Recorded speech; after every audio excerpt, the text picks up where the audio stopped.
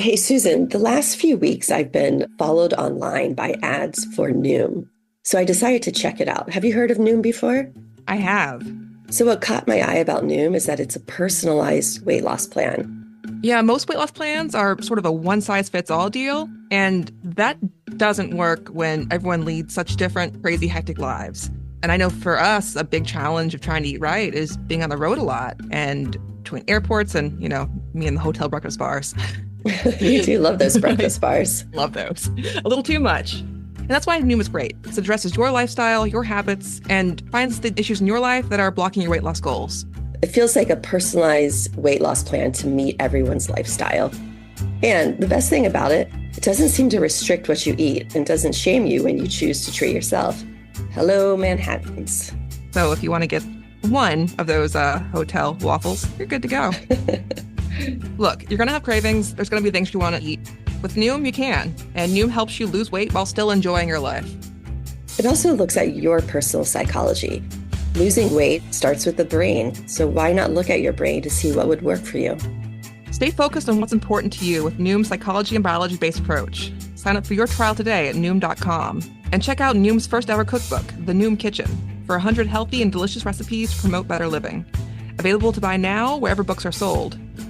So don't forget, sign up for your trial today at Noom.com.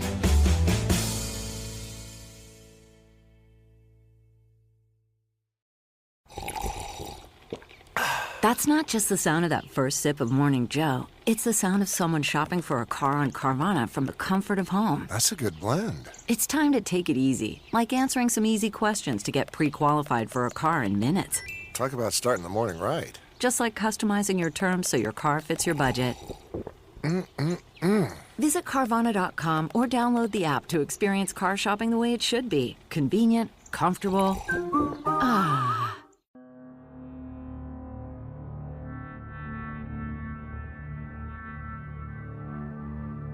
After our first conversation with Tim Fisher, we knew we wanted to talk to him again. But before we talked to Tim again, we needed to have a better understanding of why people had believed he might be connected to Renee's murder, and why his name kept appearing in the case file. But there was someone else we needed to give a closer look at too. Someone whose name doesn't appear anywhere in the case file at all. A man named Jared Conway. We don't think detectives knew anything about Conway at all. He's certainly never been investigated before in connection with this case.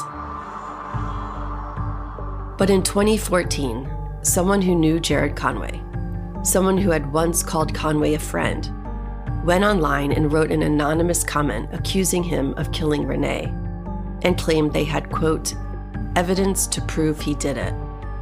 After figuring out Conway's identity, we learned about his prior convictions for rape, attempted rape, and kidnapping with the intent to rape. We kept researching, kept looking into Conway's past, both because we wanted to know more about him, and also because we were hoping that, somehow along the way, we might somehow stumble across the identity of the anonymous user who'd written that comment a decade ago. And we began to understand why someone out there might think Renee's murder is yet another crime that Jared Conway had committed and gotten away with. I'm Susan Simpson. And I'm Jacinda Davis. I'm an attorney and investigator. And I'm a true crime TV producer. And this is Proof, Season 2, Murder at the Warehouse. Proof is a Red Marble Media production in association with Glassbox Media. New episodes are released on Mondays, and on Thursdays you can catch our sidebar episodes where we talk about the case, talk to guests, and tell you more about what's going on behind the scenes. You can find additional materials about this case on our website at proofcrimepod.com.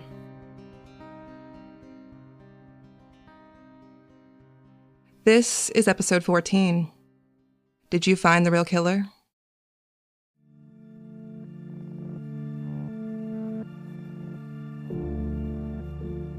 In 2009, Jared Conway was sentenced to 25 years to life for the abduction of a 14-year-old girl.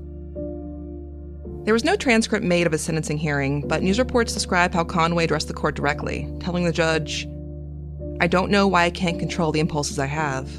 I deserve to be locked away for good.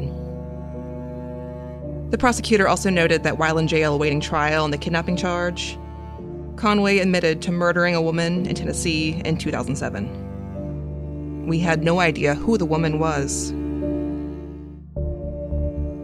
We were hoping to find out, though, and database records showed Conway had been living in Memphis in 2007, so we started there. After scouring newspapers, I found a handful of cases that seemed to fit the timing, location, and general MO of a crime that Conway could have committed. 2 cases in particular stood out to me: a 19-year-old strangled in 2006, and a 22-year-old who went missing in 2007. Since the files we had from Stanislaus County said Jared Conway had confessed to doing this murder in 2007, I started with that case first.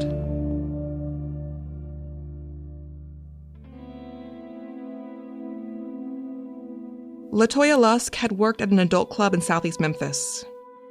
One night, in March of 2007, she'd left the club with an unidentified man, and that was the last time anyone saw her alive.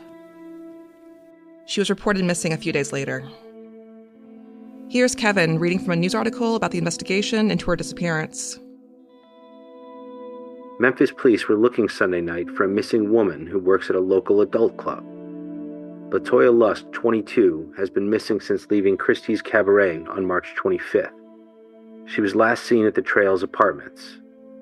Memphis police obtained a search warrant for the apartment at Lost Oak Trail Sunday, but didn't find Lusk. They processed the place for evidence as to her whereabouts. We had a tip from a person who got concerned about her when he saw she was gone and he knew who she left with, Memphis Police Lieutenant Jerry Gwynn said. We're looking for evidence of her having been in there or any evidence of foul play. As soon as I saw the address of the apartment the police had gotten a search warrant for, I knew LaToya was likely the woman that Jared Conway had confessed to killing. Because it was his apartment building they were searching. A year and a half later, in September of 2008, 2 men searching for scrap metal down by a river found LaToya's skeletal remains wrapped in a blanket. Her cause of death could not be determined. After finding LaToya's name and the date of her disappearance, we sent off a records request to Memphis, hoping to learn more about what had happened to her. But we got a surprising response. Your request is denied for the following reasons. This matter is an open and ongoing law enforcement investigation, and pursuant to Tennessee law, the records are not available at this time. This was not the response we'd expected. LaToya was last seen in the apartment of a man who later confessed to her murder. So how was this case still open and ongoing? I mean, what the hell, right? I mean, either California did inform Memphis, and they're like, whatever, we don't care. Yep. Or they didn't inform them because they didn't want their case back to California. I mean, if I was California, though, I would have wanted to ship his ass back to Tennessee. Yeah, why not? I don't get it. Something's weird there. Something's very weird, and it's really sad. So what happened here? Did the authorities in California just never tell Memphis that Jared Conway confessed to a crime in their jurisdiction? Or had Memphis been told about the confession, but the authorities there had decided for some reason not to charge Conway for the murder? I updated Jake about what we'd found. I'm really thinking that the Stanislaus County investigators just didn't tell Tennessee. They might not know he confessed. Okay, but her family doesn't even know that someone confessed to it. He could, right now, he could confess to Renee's murder, and they would never even follow up on it. Like, say he were to confess up to this, they would never follow up on it. Same exact situation. They would just leave me sitting in here. They wouldn't even care.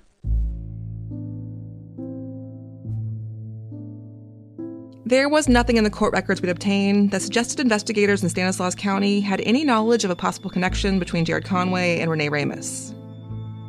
But I got Jake's point. What if Conway, or someone like Conway, had confessed to Renee's murder after Jake's and Ty's conviction? It's possible that no one would have done anything about it.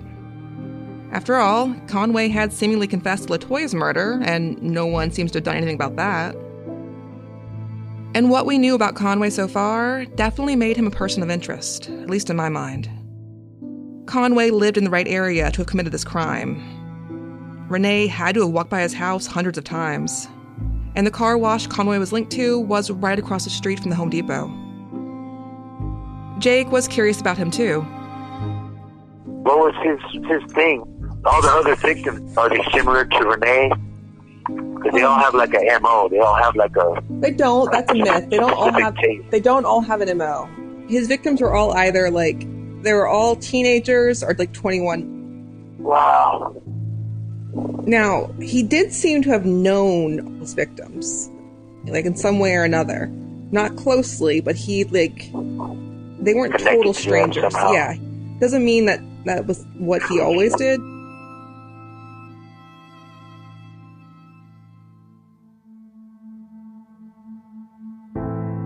The records we had were sparse. One of Conway's attacks was described as a home invasion. Another victim was a teenager who'd recognized Conway from living in the same apartment complex as him, and she'd let him into her apartment. And the last victim was the daughter of a friend whose house Conway had been staying in. The attacks varied, though there were some common elements. You were asking about MO. The one MO that I do know of is that this guy wrapped at least 2 of his victims in blankets. Oh, shit. Are you serious? Because Joey has the paperwork. It's just one document, one single page that says a blanket was found at the scene of the crime and disposed of afterwards. Jake is right about the paperwork in the file. A blanket had been found at the Home Depot by one of the construction workers, who thought there were bloodstains on it. The worker had reported it to a detective, but the report notes that she thought the stains were caused by something else. And it said it's chocolate on it, not blood. That's crazy. How can you look at it and say it's chocolate? How could it was a murder scene.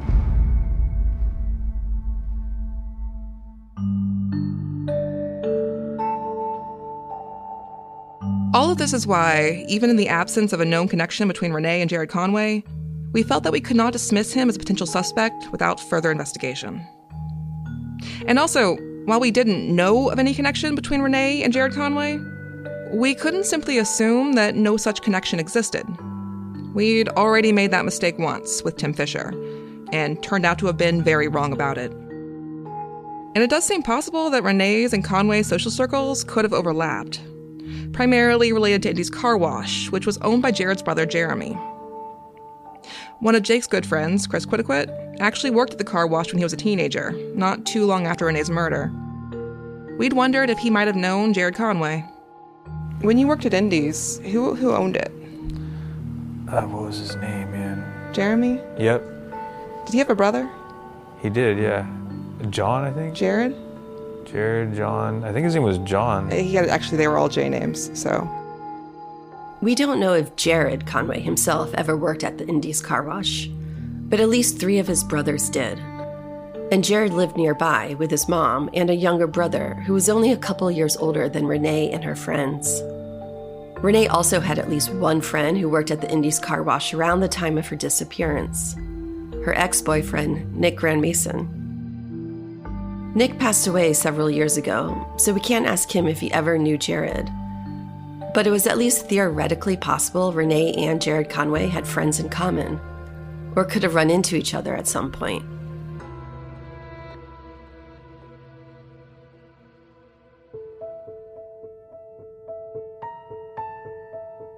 To learn more about Conway, we tried speaking to some of his family members, including one of his half-brothers, one who'd never lived in Manteca, so unfortunately did not know anything about Jared's time there. But after talking to him, Susan updated me on what he'd said. He did not grow up with Jared, did not know him well, did not like him. He's like, I always knew he was a monster. It turns out there were a lot of things about Jared that his half-brother hadn't known about. He's like, my brother's in prison, right? I'm like, yeah, he's in out of California prisons. And he's like, California? I thought he was in prison in Tennessee. Oh. He thought his brother had been arrested and extradited to Tennessee. Oh my God. And he said, the only thing I really remember is that my dad got a call from a Tennessee detective looking into this case, and I assume that's where he was in prison for. Nope. This conversation with one of Jared Conway's brothers had been our first indication that Tennessee hadn't been ignoring LaToya Lusk's murder. For what Jared's brother remembers, Memphis police had apparently been trying to find Conway after he fled Tennessee and returned to Modesto.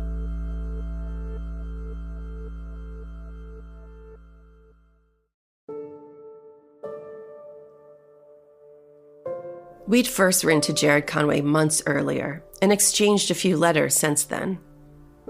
In my letters to him, I hadn't asked directly about Renee, but I had explained that we'd come across his name while working on a case that had happened in Manteca in 2000, and were interested in learning more about him. After finding out about LaToya, I wrote him again, and I asked him about his background and the 2008 offense he's currently in prison for. But one of my questions for him was, can you tell me more about what happened in Tennessee? Maybe Conway had been cleared of the crime, somehow. Maybe Tennessee had already looked into him and ruled him out. Maybe he would be able to explain what had happened, if he wrote back. But while waiting to hear back from Jared Conway, we had to keep investigating other leads. Before we talked to Tim Fisher again, there were a number of things he told us that we needed to investigate further. And one of the first people we wanted to talk to after hearing from Tim was Renee's best friend, Amber. Because Tim told us he'd known Amber too. We saw Amber the other night. Amber? Mm-hmm. I've always loved that girl's eyes. She had the prettiest eyes. On our next trip to Manteca, we met up with Amber at a restaurant to ask her about what Tim had said. Had she and Renee really known Tim? Oh yeah, Amber told us. Tim was one of our older friends. He'd give us rides around town. I just remember riding around in his car and him smoking weed. He was probably buying us alcohol, I don't know, or cigarettes or something. In hindsight, does it seem a little weird that a 27-year-old guy was driving underage teenage girls? Yeah, I probably didn't even know how old he really was. He was 27. He was 27 at the time? Oh my God. Yeah, that's creepy. At the time, we were oblivious to a lot of stuff. Before we talked to her, Amber had not known about the sister story, or Eric Greer, or any of the reports that suggested Tim Fisher could somehow be connected to Renee's murder. But after hearing about her friendship with Tim Fisher, we'd showed her part of Eric Greer's videotaped statement. Describe what Tim Fisher looks like. Tall, very tall, lanky, and he has a really big problem with younger girls. He drives around town trying to pick them up. Wow. I will say that, yeah, we did ride around in his car a lot, but he never did, like, make any kind of moves. On me, anyway. You said you never felt like he was inappropriate with you at all. Not toward me. So Tim Fisher really had known Renee and Amber. But what about Donna, Renee's mother? How had Tim known her? I don't see where that friendship is. I don't understand. Like, I don't get it. I did go on Facebook and looked. They're all friends on Facebook. He's friends with her siblings, too. Yes. Strange. They were so young, they probably didn't know him like that. Yeah, it doesn't make sense to me. He also likes about all of Donna's Facebook posts, which... We also told Amber something else she'd never heard before. That back in 2000, Tim Fisher had been repeatedly called in as a possible suspect in Renee's murder. When people who don't know each other call in about the same person, it's interesting. Does it mean anything? I don't know. And quite honestly, it was easy to dismiss because we were like, why are people calling about this Tim dude? He didn't know Renee. He did. He certainly did. I would have vouched that she knew Tim if somebody had asked me back then. So if Renee needed to go somewhere, was walking, and he pulled over, would she get in his car? For sure. She wouldn't hesitate. It wouldn't be the first time. We wanted to talk to Tim Fisher again, but before we did that, we needed to know more about Eric Greer, who'd recorded a video statement in 2002 stating that he believed Tim had been involved in Renee's murder. We'd been surprised when in our first interview with Tim, he'd brought up Eric Greer himself and told us what good friends he and Eric had been, which made things even more confusing. If Eric and Tim were friends, then why was Eric recording statements in which he accused Tim of being involved in a murder? And why had Eric apparently never mentioned these suspicions to Tim? Eric died in 2003, so we can't ask him. But we spoke to Eric's mother, Karen, to try and learn more about him.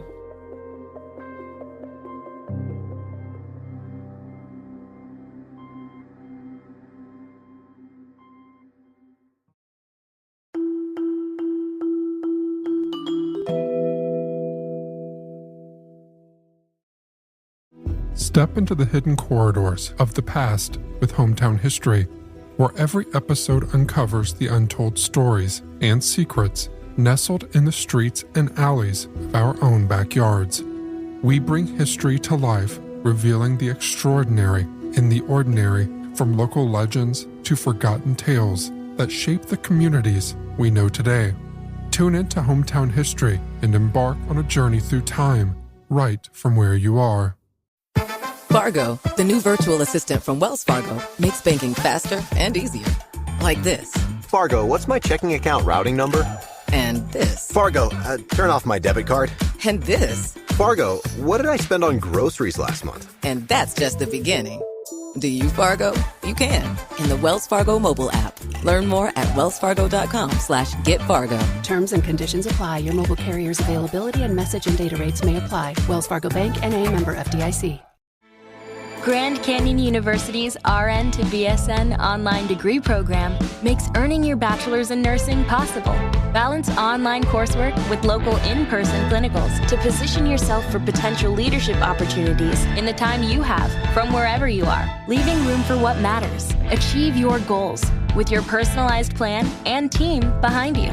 Find your purpose at Grand Canyon University. Visit gcu.edu.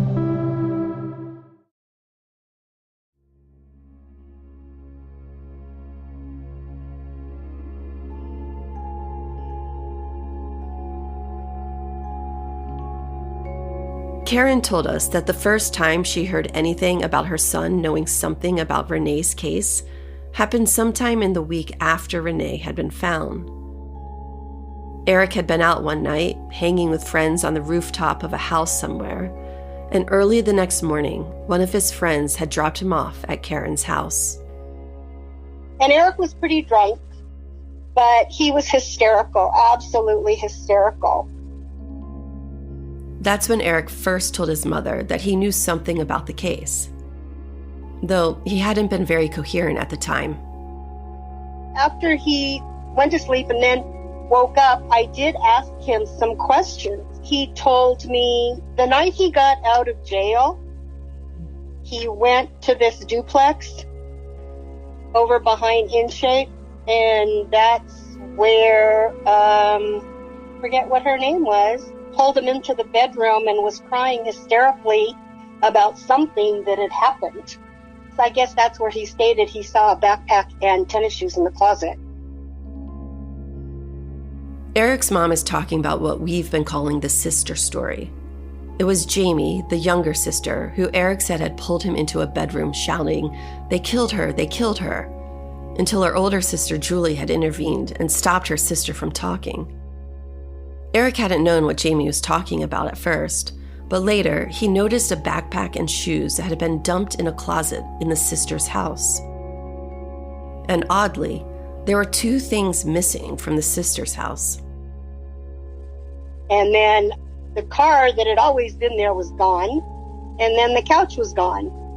I think, was it Liam's car? I think it was Liam's car that disappeared. That's what Eric said, yeah.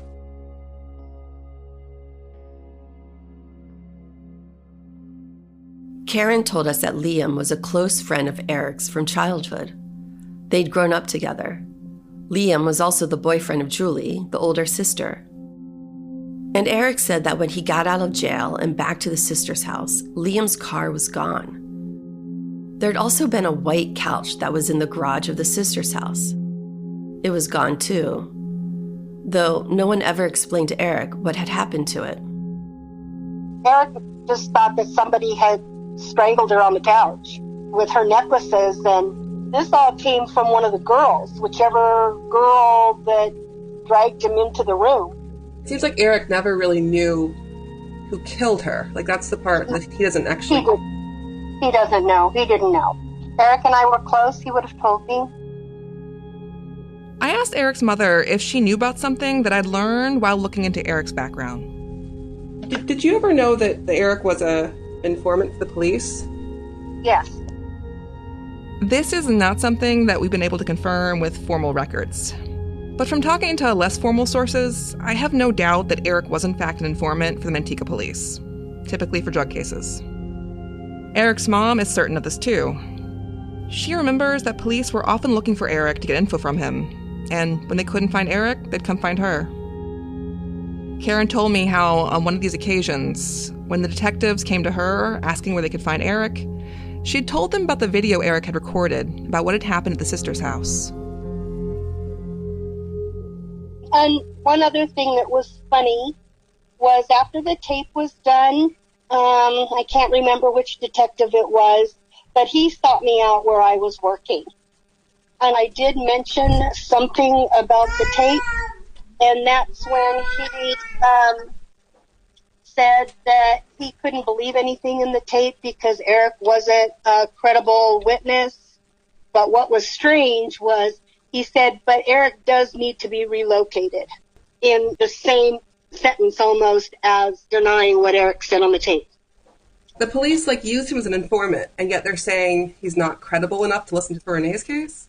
Right. And then telling me he needs to be relocated. I was just so stunned by that statement. Karen does not know why detectives told her that Eric needed to be relocated.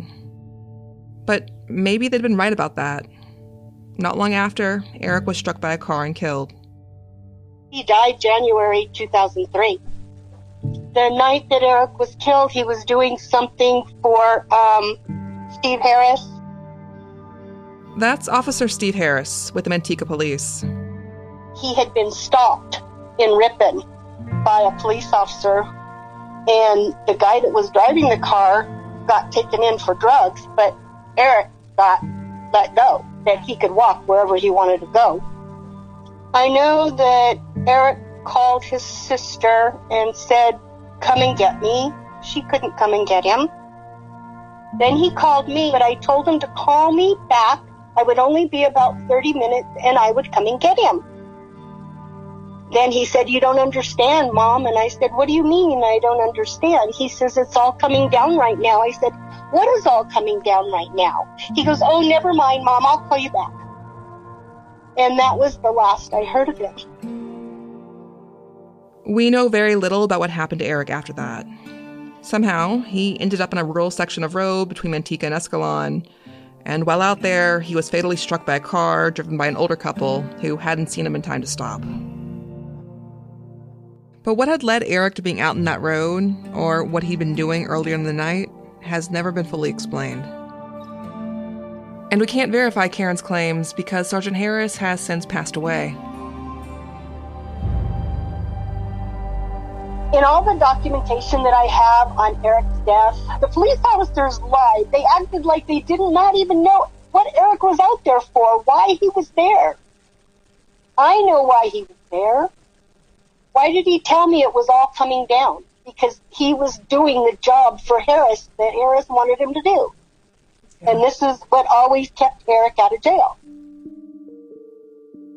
It's also another reason why the detectives' lack of interest in investigating the sister story is so puzzling. One of their informants was telling them that he had info on a murder. So why did they dismiss what he had to say?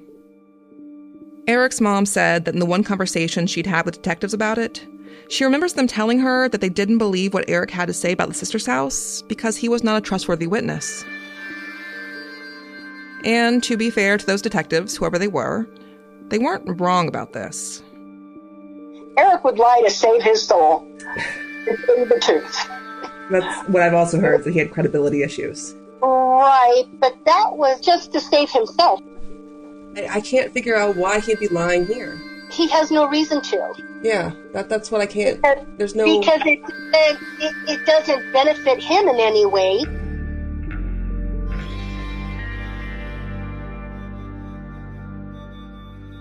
While working on this case, I've talked to a lot of people who knew Eric Greer. And I've learned that when Eric was clean, he was the kind of person who made friends who cared deeply about him, even 2 decades after his death, and still think about him often. But when Eric wasn't clean, he could be paranoid and chaotic, and he was not someone I would call generally credible. And there were times he got high enough to blur the lines of what is real and what is not. And I'm telling you this because it's important context for Eric's statements. But here's the other context. I found nothing that would suggest Eric had any kind of motive to lie about what he'd seen at the sister's house. He had no grudges against any of the people involved, no scores to settle with anyone there, no favors he hoped to gain. These people he was talking about were his friends. And exposing the activity at the sister's house did not benefit Eric Greer in any way. Especially since, as a police informant, Eric was not in a position to be inviting questions about whether he could be a snitch, which is exactly what he did by filming that statement about Renee. So why then did he record that video?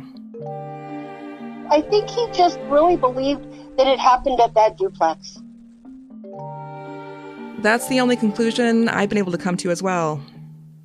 Eric made that video because he believed he knew something important about how Renee had died. Though in that videotape statement, there were a lot of things Eric wasn't asked to explain. So we know, for instance, that he believed Tim Fisher could have been the one who actually killed Renee, but we don't know why he believed that. There are a lot of things about Eric's story that the video doesn't answer. I wish Eric was here today to help.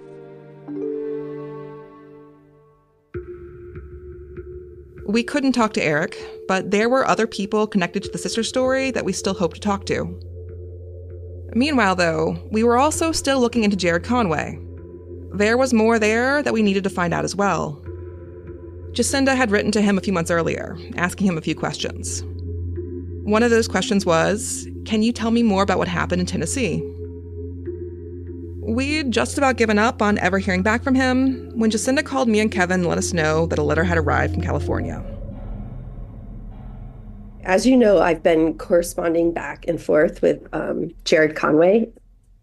So I finally got a response. It says, "Dear Mrs. Davis, I got your letters. I would like to hear about this case you are researching. I am very sorry for the crimes I have committed. If I could, I would take it all back. I never really wanted to hurt anyone. I did what I did, but things made me this way. I didn't kill that lady in Tennessee. It was her pimp. It happened at my apartment, and I did help hide her body. I'm sorry for that. I said it was me, so everybody would leave me alone when I was in jail. I knew I was never getting out of jail here in California, so I just told them what they wanted to hear. Plus the threats from her pimp, who already blamed it on me. I'm out of paper. I would like to know about your case, who it was, who did it. Jared." Wow. So he's admitting to being in the room when Latoya. When she's murdered. That's still an unsolved crime. He's admitting to being in the room. He's admitting being there and helping hide the body. I'm sure hiding a body is also a crime. It is, in fact, a crime. It's not like I actually doubted he was involved. I felt pretty confident that he had to have been involved in her death, but I don't think I expected him to admit it. Yeah, I mean, he's saying the other guy did it, but yeah.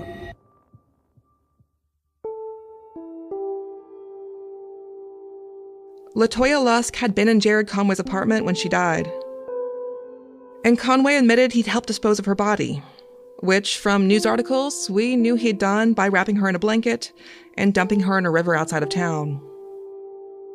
The letter was not technically a murder confession, but it might as well have been. Our suspicion was that the pimp referenced in Conway's letter, the person he was trying to accuse of the actual murder, was really the person who'd called in to report Latoya missing, and who'd known whose apartment Latoya had last been going to before she disappeared. Eventually, this should help the Memphis police close this case. That's assuming they actually care to solve it. Yeah, I mean, they may We're not. not.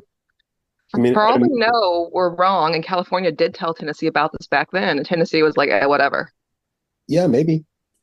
There's a new police chief. There's new cold case detectives. Like, you never know. It'd certainly be something that they'll probably look into a little bit if it's on the podcast. And her family, if nothing else. The conversation I had with LaToya's family, they had no idea that Conway existed. They did not know that there was someone who was identified as likely killing their daughter.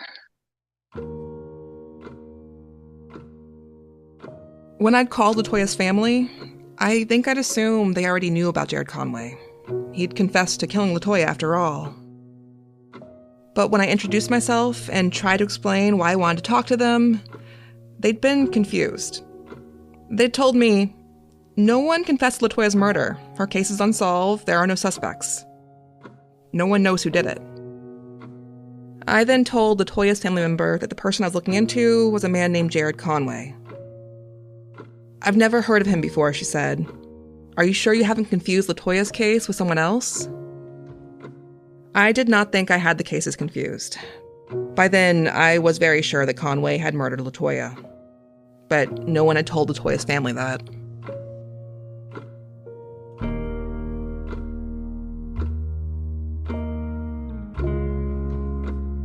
Conway was answering at least some of our questions now. We had to write back and find out more. And this time, we had to ask him specifically about Renee's case. The letter we'd received had been short, but he claimed it was because he was out of paper. I'd make sure to send him some blank pieces of paper with my next letter, so he could send as long of a response as he wanted. The closing questions in Conway's letter had been about who the killer had been in the case we were looking into in Manteca.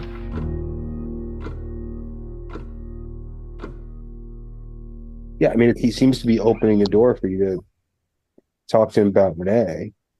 He seems curious. He seems interested. I mean, maybe he's just bored. I will write back. Just tell him more about the case and why I'm looking into it and see what he responds. I think I tell him Renee's name. Say it was pretty big news at the time. What do you remember about it?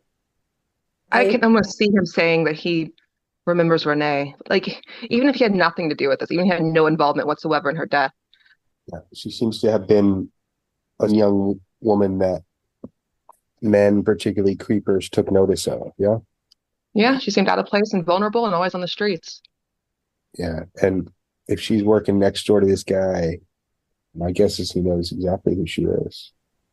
There's no guarantee he's going to respond to you.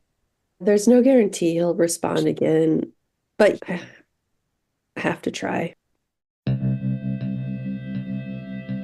Back in Manteca, we continued to look into the sister story. And we found a lot of people who were willing to tell us they thought Manteca police had gotten this case all wrong.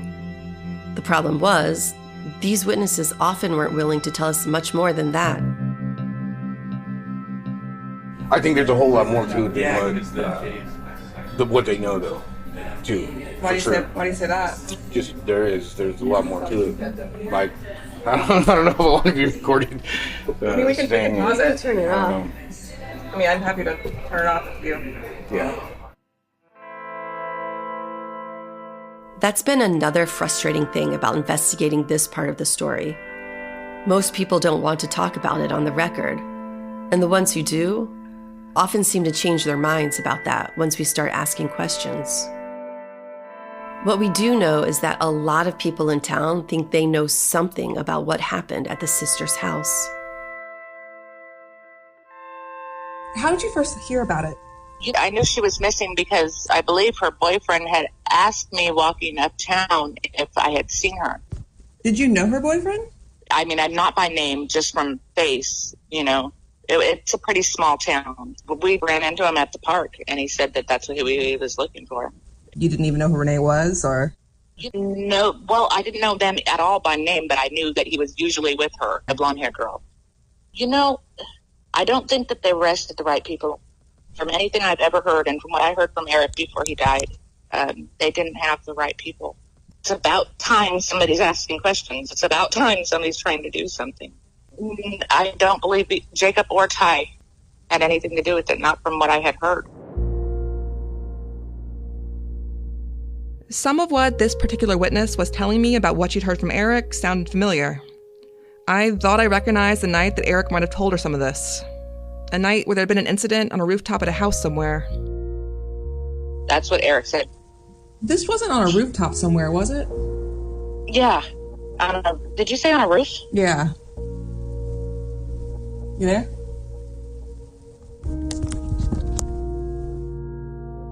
The woman hung up on Susan, and we were never able to get back in touch with her to finish the interview.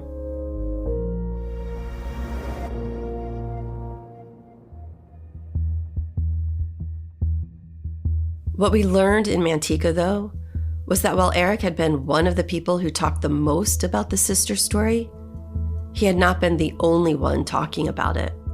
There were others out there who thought they had some degree of first and secondhand information about the case. Though some of those witnesses, when we talked to them, were upfront about the fact that they weren't necessarily interested in sharing what they knew. He did say at one point, I could have come forward or I should have come forward or something like that. But here's the thing, he's already admitted that he could know who killed Renee, and he's not going to say shit. Investigating the sister story left us with a mass of confusing and sometimes contradictory information that we had to sort through.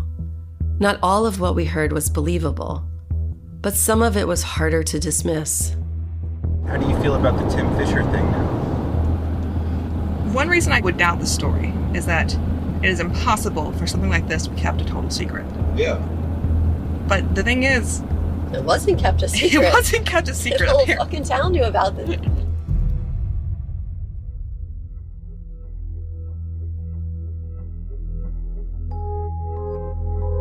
Okay, saying the whole fucking town knew is a bit of an exaggeration, but I can guarantee you that there are a lot of people in Manteca right now who are listening to this episode and thinking to themselves, oh yeah, I totally heard something about this. And one of those rumors that a lot of people seem to have heard is that it was Renee's ex-boyfriend, one whose identity was never determined, that was actually responsible for what had happened. And okay, so let's play out the scenario. X kills her, accidentally kills her, and he freaks out. It would explain why she doesn't have shoes on. She's hanging out with him in his house or whatever. And he takes the backpack over to the sisters and says, hey, I need you guys to burn this. Take this for me. They're like, okay, sure. Not realizing, what's going on. Or in my mind, the more likely scenario is if he's friends of theirs, he asks for their help and they give him the help. And then they start to panic about it. And they freak out. Realizing what exactly they helped out with. Even if you're assuming that there's some kind of truth behind the sister story, then it's still theoretically possible that no one in the sister's house had actually known what happened to Renee. Maybe they just known about what happened after.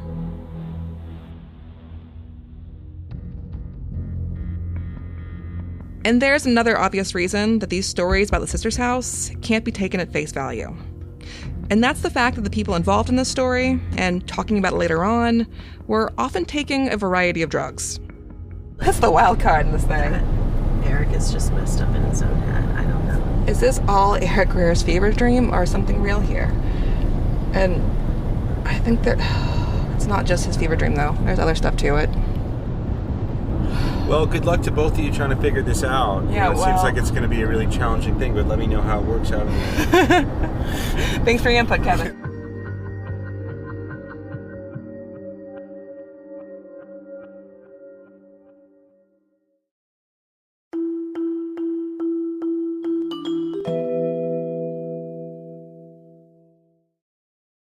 Every day in America, 60 million packages are delivered, but we don't always know what's inside. He bent down to pick the package up. That's when the device detonated.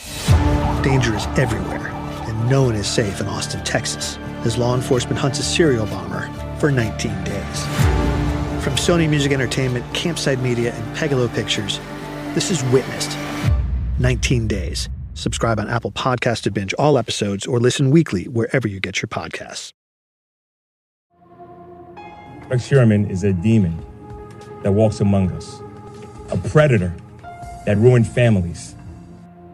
The Lisk, Long Island serial killer podcast, was shocked when the news broke of Rex Heuermann's arrest. After more than a decade of searching, law enforcement officials had finally pieced together enough evidence to bring formal charges against Rex Heuermann. Initially charged with 3 murders, Heuermann is now officially charged with all 4 deaths in the Gilgo 4 case. I'm your host, Chris Moss, and the List podcast will be releasing new episodes with interviews and fresh insight on the case as Rex Heuermann awaits trial in Long Island. While we are relieved by the arrest, the List podcast team will be working hard to share new developments and perspectives as we get them. So please keep your eyes and ears out for new episodes, and if you haven't already, please listen to seasons 1 and 2 of Lisk, Long Island Serial Killer, wherever you listen to podcasts. We all have that friend who wakes up early to go get everyone McDonald's breakfast, while the rest of us sleep in. This is your sign to thank them. And if you're that friend, this is us saying thank you. Just a friendly reminder that right now, get any size iced coffee before 11 a.m. for just 99 cents. And a satisfying sausage McMuffin with egg is just $2.79. Price and participation may vary. Cannot be combined with any other offer or combo meal. Ba-da-ba-ba-ba. The witnesses who knew about the sister story often didn't want to talk to us. But not all the reports about Tim Fisher were connected to the sister story. For instance, Lewis's mother, Victoria, had told us about all the rumors she'd heard about Tim and his possible involvement in Renee's death. But Victoria had never heard about the sister story.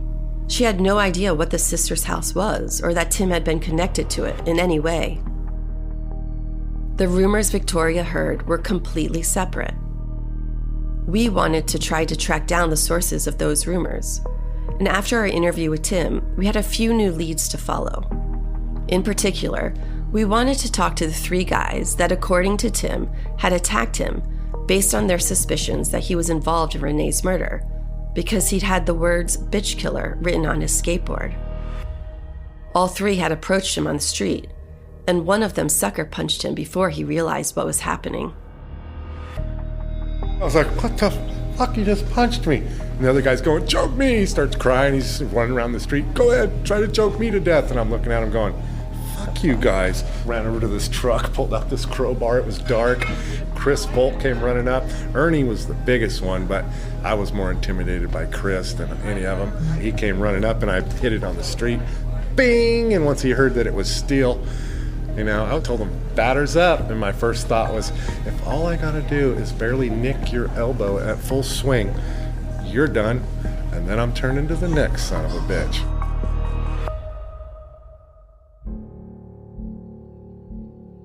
Tim Fisher had given me one clear lead to go on with this story. The name Chris Volk. I was able to find him and asked about whether he'd ever gotten into an altercation with someone because they'd had the words "bitch killer" written on their skateboard. Chris Volk had recognized what I was talking about. But a skateboard, he said, had nothing to do with it. I'm not going to go approaching a guy over a sticker. I was approaching him over what I heard and thinking that this guy might have had something to do with it. Something to do with the murder of the girl found at the Home Depot, that is. Chris Volk told me there'd been a night he was hanging out with friends on Lovell Way, which, incidentally, is the same neighborhood where Tim Fisher could often be found. And Chris Volk hadn't known Tim, but that night, someone in the group he was with had pointed him out. I didn't even know the guy. I just was told by somebody in the circle, hey, I think that guy knows about that girl.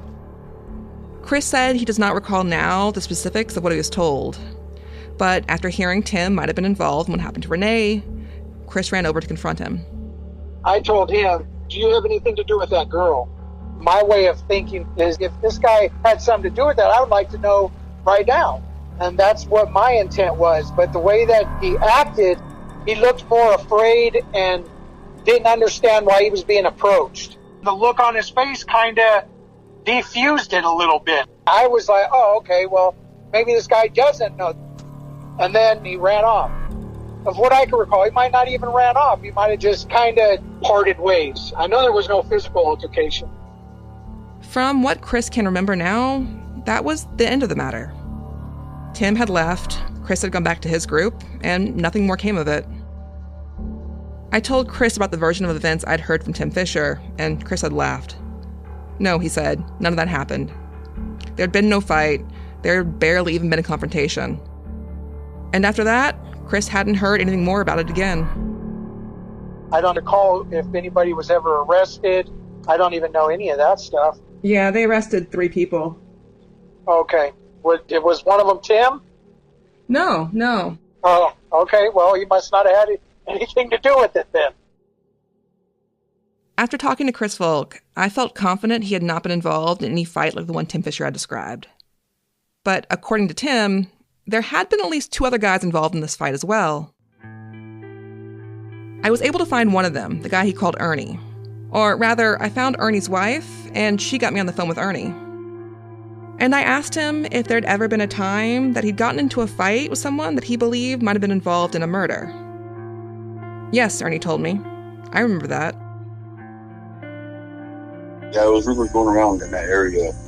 It's been so long I don't remember. I know I hit somebody that day due to that. There was rumors going around saying he was involved in the murder. And it was that girl that they found in Home Depot.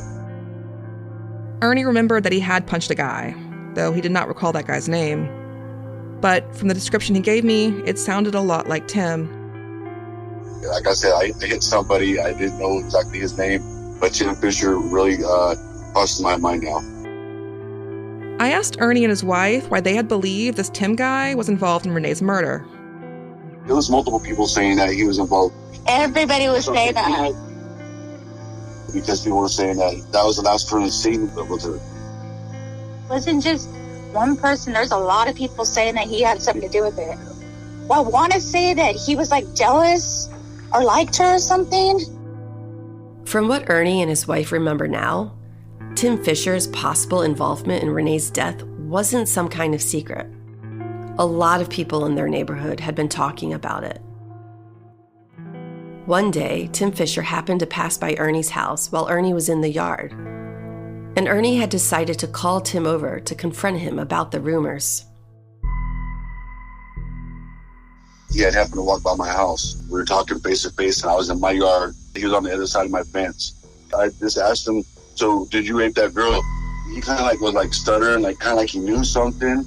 And I remember him holding a skateboard. When Tim came over to talk to Ernie across the fence, he'd been holding his skateboard in front of his chest, wheels outward. That's when Ernie saw the bottom of Tim's skateboard had the words "bitch killer" emblazoned across it. I said, "Oh, so you're a bitch killer, so you have something to do with that, Murray? Why would you have that on your skateboard?" And I hit him. I just hit him out of nowhere. That's what triggered me, was the bitch killer. Did you know what bitch killer was a reference to? No. So it's a song by a guy named X-Rated. And it's a song about following a girl walking home alone and abducting her and raping her and murdering her. See? And then he has that on his skateboard, when he knows what that meant. Susan's description of the song Bitch Killer is downplaying how violent and misogynistic the lyrics really are. We're not going to quote it here, but it's an obscenely graphic song that details numerous ways in which a girl caught walking down the street without her boyfriend to protect her can be violently raped and murdered. Ernie hadn't known all of that, but the words alone had been enough to set him off. He'd sucker punched Tim, and Tim left. But later that day, Tim and a relative of his came back to Ernie's place. Him and his cousin came back, and they wanted to jump me. I seen them grab the crowbar out of the back of a pickup. I was by myself. That's why I took off running, because I was scared that they were going to jump me, and beat me with that crowbar. This had to be the same incident that Tim told us about. Ernie and Tim did not agree on the exact circumstances of how it happened, but both remembered an incident where Tim had wielded a crowbar, and when Ernie had seen that, he'd taken off running. And both Tim and Ernie agreed on what happened the following day. And then the next day, that's when men came down to my house and then told me that he wasn't involved and this and that the cops started asking questions. And that's when I said, I'm so sorry, I apologize, It's just that when I hear a little girl getting, raped and murdered like that, I'm going to say something. After apologizing to Tim, Ernie had let the whole situation go.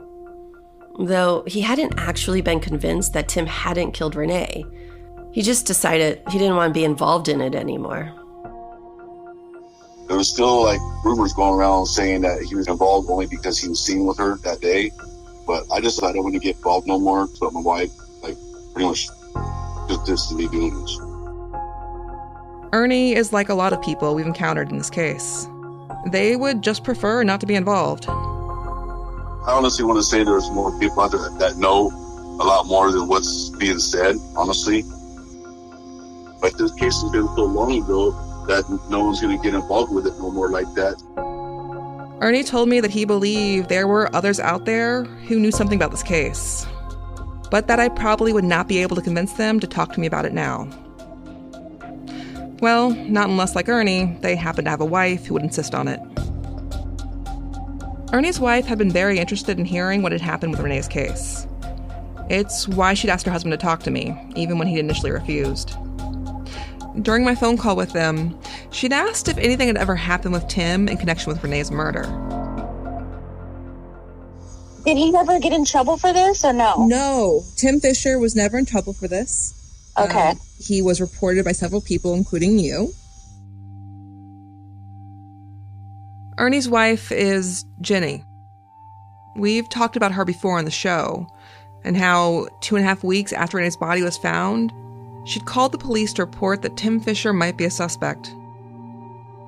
According to the tip sheet, Jenny had told investigators several things about Tim, like how he hated women, and how he claimed to have known Renee, how he acted nervous whenever Renee's name was brought up, and how 2 days before Renee's murder, people had seen Tim and Renee together. I'd reached out to Jenny because I'd wanted to speak to her husband Ernie about the whole crowbar incident. But as soon as Jenny and I started talking, I realized she was someone I needed to talk to too. Because for months, I'd been trying to find the Jenny you'd called in that tip. Did it have my last name? No, that's why it was hard to find you. Turns out the tip sheet had also spelled Jenny's first name wrong, so basically, if Tim had never told the story about the crowbar fight, I'm not sure we ever would have found her. And when I finally did get to talk to her, I asked her what she recalled about what she told the police. Did she recall who it was that had said they'd seen Renee and Tim together shortly before her death? No, honestly, because it's so long ago. Jenny's memory about all of this is hazy now. But she told me that if the police had talked to her back in 2000, she would have been able to answer all their questions about it. They never talked to you? No. Yeah, so they never followed up with you about why you're calling in to say Tim was with Renee before she died. Yeah, no, I just called that in and we didn't hear nothing. It just seemed like the cops back then, I mean, not to be rude, but it just seemed like they kind of just didn't care. Or they wasn't that interested. I don't know why the police didn't look into this more better. What if it was really Tim the whole time? And you got the wrong people sitting in prison. We don't know why police never called Jenny back. While police records note that various leads called in about Tim Fisher had been investigated and cleared, there's nothing documented about how they were investigated or why they were cleared. We don't know if police knew that Tim Fisher had been friends with Renee, or that he'd been couch surfing over at the sister's house, and that he could potentially be a link between Renee and the sister's story. From our interview with him, though, we didn't get a sense that Tim had been trying to hide any of that. He'd volunteered all of that to us before we'd even gotten a chance to ask him about it. One person we did ask Tim about, though, was Jared Conway. Do you recognize his name, we'd asked? Tim told us no, that didn't sound familiar. But a little later on, I'd shown Tim a photo of Jared Conway. Do you recognize him at all? Yeah. What, you do? Fuck yeah, I recognize his face. He's a Mantecan. He was in Manteca a lot. Like I said, if we didn't like each other or know each other, we would still be around each other because there's only a few liquor stores, right? So you remember him around town? Yeah, he's been around Manteca. Yeah, I recognize him. Seen him around. Well, like I said, in that town, you'd see everybody somewhere. We weren't sure what to make of Tim's claim that he remembered seeing Jared Conway around Manteca. But there was some support for the idea that Jared was familiar to him. When we were interviewing Lewis, at one point he'd been describing someone in Antigua that he'd known, and on a hunch, I'd pulled out a photo of Jared Conway to show him. Is this the guy you're thinking of? No. Okay. Nope. Okay. That guy does look familiar, though. What's up with him? He lived about a block from Renee. The corner house, by chance? I think so, actually. Because there was a guy, if I remember right, that was supposedly some chomo. Is that him? Lewis could not be certain if he actually recognized Jared Conway, or if it was a different sex offender that he was thinking of. But Lewis did insist that Conway looked familiar to him. And after some reflection, we realized it makes perfect sense that Jared Conway and Tim Fisher would have known each other from around town. They were both doing meth at the time, and they only lived 3/10 of a mile away from each other, basically on the same street. It's certainly possible they'd known each other, or at least seen each other around, and it might not have any significance. But it was also a reminder that Jared Conway had not been very far from any of the events in this case.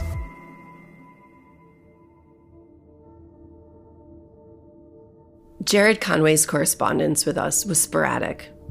Sometimes he'd write a flurry of letters at once. Sometimes we wouldn't hear from him for months. In his last letter, he'd asked us to tell him more about the case we were investigating for our podcast. We'd written back and explained we were looking into the Renee Ramos case. When we didn't hear back from Conway, we decided we'd try to talk to other members of his family, the ones who back in 2000 had lived in Manteca, over behind the Indy's car wash. We went to try and find his brother and sister. We got the mother. So we knocked, and I see this little lady coming, and I was like, oh shit, it's his mom. And she opens the door, and we start talking. We're asking for his brother and sister, and she's like, yeah, I'll tell him, but I'm his mom. She said, I'm not gonna say fortunately or unfortunately, I'm his mother. And she said, I just had surgery. Can I call you in a few days or something? And we said, absolutely, call us whenever.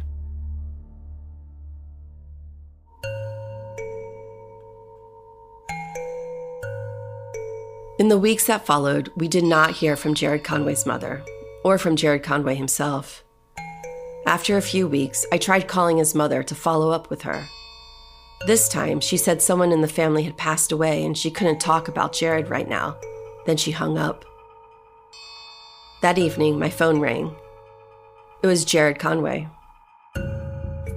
I started recording as soon as I realized who was calling. But the call didn't last long. Essentially, he said, leave my family alone, and then... No, I wrote you a letter about it. You'll be getting it in a few days.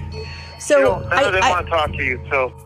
I stopped by her... Talk to me. I wrote you a letter, and I know you stopped by. You said... Yeah, I stopped by... I wrote you a letter about it. I stopped by beginning of January. I stopped by the house, and then she said she had just had surgery, so she said to call her later. So I just called her today, and she said it was a bad time.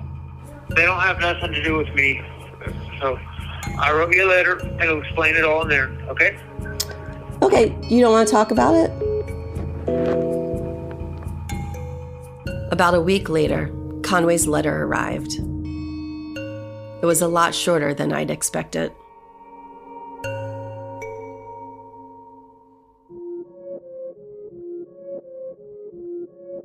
So got a letter in the mail today from Jared Conway. Finally. And I was really hoping for something great. Yeah. I mean, he basically promised it, right? Yeah. He kept saying on my call with him, it's all in the letter. Everything's in the letter. The letter is like a paragraph long. Wait, you sent him all those extra pages of paper and he just like... I know. I sent him like 10 blank pages. All right. What did he say? Hi, Jacinda. How did your show turn out? Did you find the real killer? Ooh. My mom said you showed up at her house asking to talk to my brother and sister. That's not very cool. You should have gave me a heads up about that. Anyway, my expiration date is coming up soon. I was looking for someone to tell my story to, but I don't know if you are the right person. Let me know if you are interested. Maybe we can work something out, but no more surprises, okay, Jared? What does he mean, expiration? He's threatening suicide. No. Yeah. I think he's talking about his parole date. No, that's not for like almost a decade. You think he's talking about, I mean, expiration is a weird word, but... I mean, I don't know if he's serious or not, but he is definitely trying to convey that to you. I did not read that at all. Did both of you get that? The whole thing I took from the letter is he's trying to put you in your place. He's trying to sort of dictate terms, and he's dangling his story out in front of you if you play by the so-called rules, right? Not very cool, Jacinda. How'd your show turn out, by the way? Did you find the real killer? Well, maybe. Maybe. Could you tell us? Before you expire? Oh. No, I don't know the guy. I've never spoken to him. Don't know much about him other than, he's a serial rapist and murderer. But one-time murderer, maybe not serial murderer. Unconfirmed, right. But I think he's just trying to control the situation. No, but Kevin, you're absolutely right. He's like trying to flip the script like I did something wrong, right? Right. And I know this sounds crazy, but I feel like I betrayed our relationship, that he felt like I betrayed our relationship. I mean, you kind of did, but who cares? Yeah. I mean, he wasn't answering questions. You had to get answers elsewhere. He's trying to prevent information from getting to his mother and his siblings. And if he has a role in this murder, he doesn't want them knowing anything about it. And that's what he's trying to do. Jared's angle is he's trying to present himself as the only source of info. You need me to tell you what really happened. You need me to tell you what's going on. But we don't. Like, you're not the only source here. We're dealing with you because you're the best source. Yeah, that's true. But you're not the only one. And if you're not going to play ball, we're not going to waste time with you anymore. And you're also not a credible source. Yeah. So this is the letter he was talking about. He kept saying, everything's in the letter. It's all in the letter. So I was expecting like something. Give me something.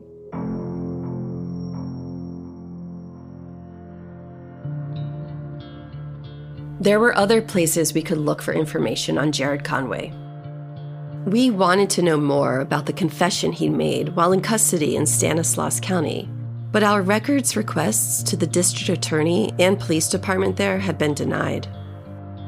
But there was another police department out there that just might have information on Jared Conway. We decided to give them a call. This is the Memphis Police Department's cold case unit.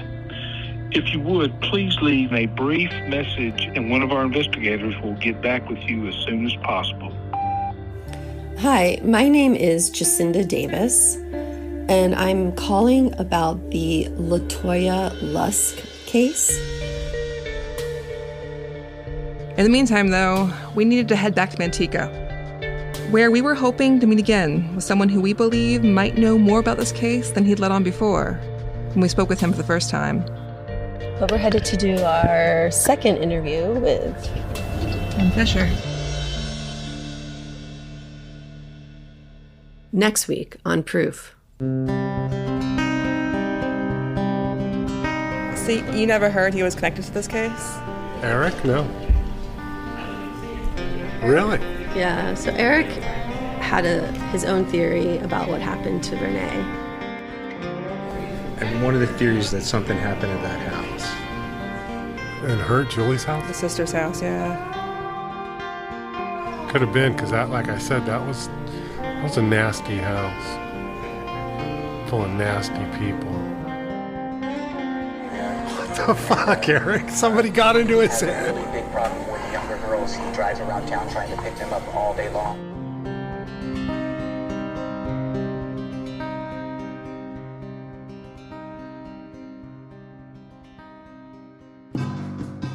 You've been listening to Proof, a podcast by Red Marble Media in association with Glassbox Media. We'll be back next week with episode 15. Send us your questions and comments at proofcrimepod@gmail.com. We'll respond during our bonus episodes, Proof Sidebar, on Thursdays. Kevin Fitzpatrick is our executive producer. Our webmaster is Clayton Brawley. And our theme music is by Ramiro Marquez. Audio production for this episode is by Michael Ulatowski, Steve Rentas, George Panos, and Jesus Orbaez. Our archivist is Amory Davis. Our social media manager is Skylar Park. And thank you to our sponsors who make this podcast possible. Check out the show notes for special sponsor deals. And follow us everywhere with the handle @ProofCrimePod and on our website, proofcrimepod.com. And lastly, a note to our listeners. If you have any information related to this case, we'd love to speak to you, no matter how small a detail it may seem. It just might be more important than you realize. You can reach us by email or leave us a voicemail at 929-267-3172. That's all for this week. Thanks so much for listening.